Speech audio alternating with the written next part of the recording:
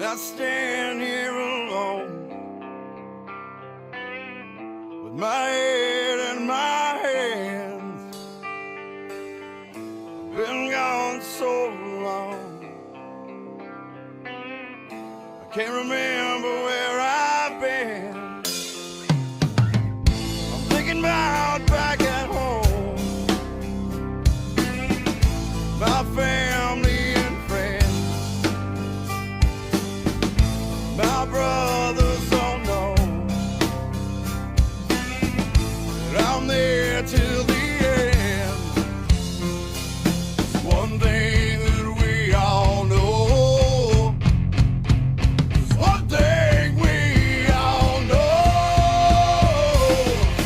No man's left behind. You'll see me once, you'll see me twice. I fight alongside my brothers. There's no man is left behind.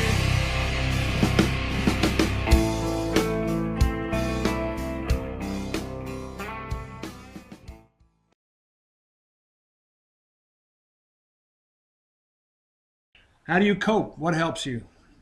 Humor. Humor does everything. Humor takes a stressful situation, it lightens the stress off a little bit. And anything that possibly make me mad, I'll make a joke about it so I don't get as mad. Yep. And then, of course, my dog, which I wrote about in my book, is so obedient and is the best dog in the world and does tricks, and she constantly tries to make me happy and finding stuff that I like to do, like riding four-wheelers, training my dog, and humor, and, of course, working out and helping others. It's all a good coping strategy for me. Have you ever exploded at anger at anybody? Yes, I do that quite a bit. It's more like crying over spilt milk, where one little thing that happens, it's like instant explosion because I don't agree with it. I'm like really high on morals, ethics, and values and integrity, and if I see anything that being manipulated or they know that they're doing wrong, I'm instantly drill instructor style up in their face, or not in their face technically, but I'm getting mean and angry and aggressive with them. Do you have an insomnia or any kind of sleep issues? Uh, I have not. If I wake up from a nightmare, which with my traumatic brain injury, I can't really remember the dream, but I'll wake up feeling like my heart's about to explode because it's beating so hard and fast, and then it keep me up the rest of the day, rest of the night. But falling asleep, it can be a problem sometimes. But then once I'm asleep, it's like I'm in a coma again. I sleep solid, and I don't remember. Nothing can wake me up, and except a nightmare or something. And I feel like I sleep pretty good every night, minus every once in a while a nightmare or something. Do you have any flashbacks? And is it the same dream or the same incident? Well, the dreams with my traumatic brain injury, I have short-term memory loss, so therefore the dreams don't stick with my brain that long. But the flashbacks, I really don't have like visual flashbacks or sight, smell, hearing flashbacks. It's more mental flashbacks, like if I tell someone not to do something, they do it away, and they do it anyway, and they get hurt or get a ticket or something bad comes about it, I flip out because that's small mistakes get people killed. Dumb mistakes get people killed.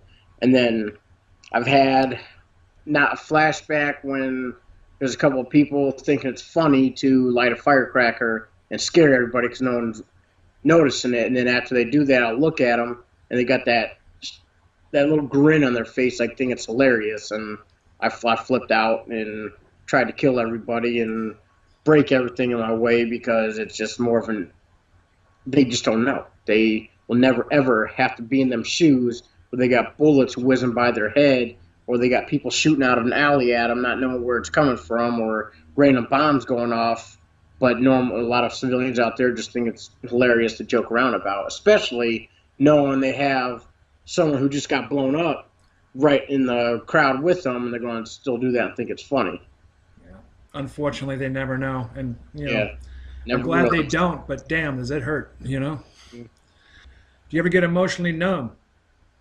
Yes, my life is pretty much all emotional numbness. Everybody looks like I'm being heartless because I can't just find myself to break down and get depressed or get super excited about something. It just kind of goes in my brain and spins around and leaves. It's like, oh, that's cool. Or when people die or friends die or bad things happen, it's like I can't feel bad and I don't like it because then everybody thinks I'm just a heartless fool and don't care for anything in the world. It's just me reacting, as you said earlier. It's like I'm just me reacting from the bad thing that's happened before. It's just all going to be coming out with me now. Right. Can you give me an example of your hypervigilance? Hypervigilance, more it's anywhere I go, any bar, any restaurant, any big crowd. I stare at everybody. Well, I glance at everybody. I look for vibes. I look for signs. I look for anything by the way they look at me or the way they're looking around, the way they're acting. If they're on the more confrontational look, or if they're just people watching or anything. So if something does happen, I'll know the first person to go to. Or if I go to a restaurant, I always play fight with my friends or whoever I'm going to the restaurant with, where I am not going to have my back to the door where I can't see new people coming in or where there's more people behind me. I will always have my eye out on everything. And of course, I always look at possible catastrophes happening. We got exit here, we got exit here, we got windows here, we got windows here, and possible escape routes and stuff. So it's always kind of the whole complacency kills. Go to a place, not expect something to happen, or what if it does happen? You're screwed. So I'm preparing for it just in case it does happen. Are you easily startled at all? Loud noises? Anything? I mean, I've got that. Usually, it's fight or flight reaction, kind of like haunted houses. Last year was my first haunted house that I ever went to since 2006 when I hit that roadside bomb, and it surprised me because I had no reaction except when everybody around me got scared like crazy and ran and screamed. I died laughing, but nothing could startle me. Nothing came out scared me. Nothing came out and made me throw my hands up and want to fight. It was just kind of looked at it and they were like, "Oh, that was dumb," or "That wasn't that scary," or nothing really bothered me, and which is a good thing for me, I think.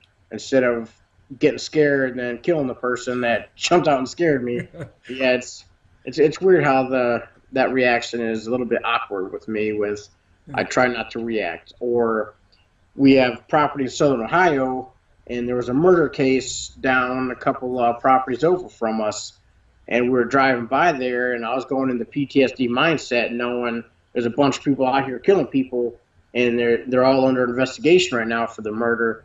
And as we were driving by, people were sighting their guns in right next to where we were at, and right when we got beside them, it sounded like they were in the bushes with the gun by my head shooting at me. Well, my girlfriend flipped out in the back of the four-wheeler and hold on to me tight. And of course, I glanced real quick, didn't see nothing, let it go, and I walked away or drove away and didn't react on it. And I was afraid that if something like that happened back in the past, looking forward now, I would have hit the closest tree the four wheeler, jumped off, and low crawled through the woods to find where they're shooting and probably shot them. But yeah, it didn't affect me one bit. Ever feel hopeless or guilty? Hopeless, yes, because back as a little kid, I've always grown up as the Marine or military being my dream. I wanted to do 20 or more, and I wanted to get out. Military was my life. It's all I talked about. It's all I wanted to do. It's all I did my school projects on. And then, of course, hit the roadside bomb. Being a year and 4 months into the Marines, I was retired at 3 years, 4 months, and they said that my military career is over. And that was the biggest heart-shattering news I could have ever gotten. And then on my recovery stage, learned to walk again. I got into mixed martial arts, and that became my new dream. That became my new passion in my life. And then my MMA gym closed down, and with me training there for being a trainer for 3 years, and then that dream shattered. So then I got into bodybuilding and personal training and bouncing and security at places, which you can only go so far with dreams and hopes and whatnot from that. And then the Cleveland Indians wanted me to throw a ceremony opening pitch for them because I had a motivational story. Well, then I was expecting maybe the right person's going to get word of it and then might take me somewhere. Well, of course, that didn't really go nowhere, but that wasn't really too big of a dream to shatter. And then shortly after the ceremony opening pitch in 2012, I ran into a buddy I went to the career center with, which he is now a firefighter. And we haven't talked for years. And then he brought me into his fire station, showed me the truck, showed me the ladder, showed me the hoses, and told me some stories from fires and stuff they had to fight. And it became, that's what I wanted to do. Started researching YouTube videos and anything I can, and then seeing fire trucks flying down the road, going to a fire call or something. It's like, this is my new dream. So I looked up the closest college, closest time, went to the fire academy, and I was all about it. That was going to replace the Marine Corps dream. Well, then, since I'm 100% disabled and on Social Security disability, nobody really wants to hire me. And I even had I even had an interview with the volunteer department, and they didn't even call me back, which they said they were going to. They tell me I either had the job or I didn't, but they didn't even call me back. So that dream shattered in my face, and my hopelessness comes from not belonging in society. Society just refuses to let me in, or society will never accept me anywhere.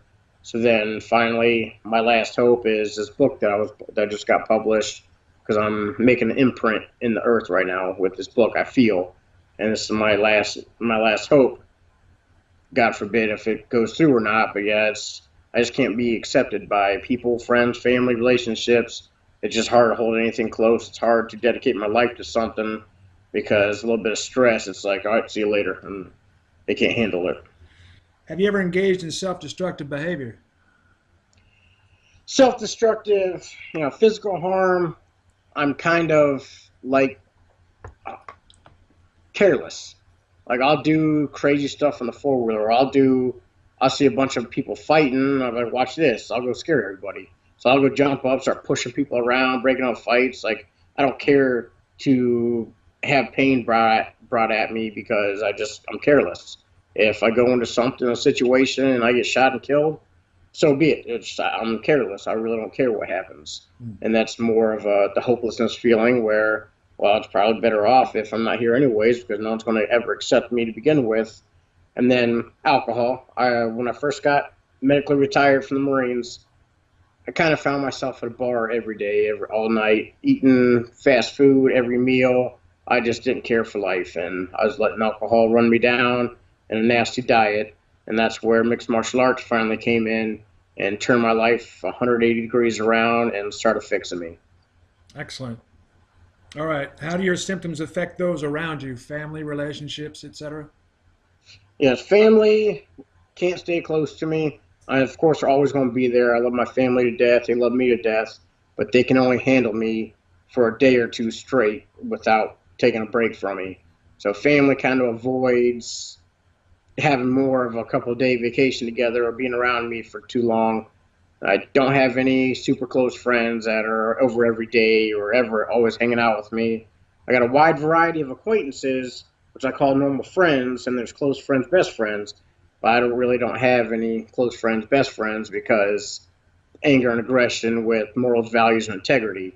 And that's only so much I can do in relationships. Of course, you can see it doing a damper on relationships because that's not exactly how you're supposed to act in a relationship. It's like a drill instructor 24/7, where if we get a little pissy argument or something, it's straight rage and aggression to win the argument or get them to go my way or something like that. And it's hard for me to hold a relationship as well with a girlfriend, yet alone friends and family, and find myself alone a lot, quite often.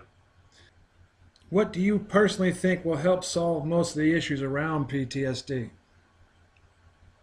Coping strategies. Like me, I'd use humor, use my dog, I use my interests and likes, things that take my mind away from stresses of life or society. Me dealing with society is a horrible war. Like, I just can't go out in public and see these people mouthing off to restaurant waitresses and whatnot. When I see them getting mouthy and abusing their privilege, I start steaming so bad. And luckily, I'm always with someone out to eat, if I go out to eat and they start talking me down so I don't flip out, run my mouth, and then them get defensive out of normal human body nature, people are going to get defensive and mouth off back. Well, someone mouths off to me, that's pretty much calling me out, throwing their hands up, and they're going to end up walking out with a few broken bones. But yeah, it's all about coping strategies. If you were to take the PTSD out of your life, if you could, would it make that big a difference to you?